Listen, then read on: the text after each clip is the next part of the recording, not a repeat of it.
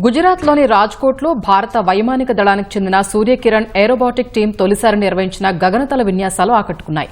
Rajkot municipal corporation, భారత వైమానిక దళం సంయుక్తంగా నిర్వహించిన ఈ కార్యక్రమాన్ని వందలాది మంది తిలకించారు. ఎయిర్ క్రాఫ్ట్ల సాహసోపేతమైన విన్యాసాలు ప్రతి ఒక్కరిని అబ్బురపరిచాయి. సమన్వయంతో అతి దగ్గరగా జట్లు దూసుకెళ్తూ ఆకాశంలో రింగులు తిరిగాయి. విమానాలు త్రివర్ణ పొగలు వదిలినప్పుడు ఆ ప్రాంతమంతా నినాదాలతో మారుమోగిపోయింది. ఈ ప్రదర్శనలో ఆకాశగంగా స్కై డైవింగ్ బృందం ప్రత్యేక ఆకర్షణగా నిలిచింది.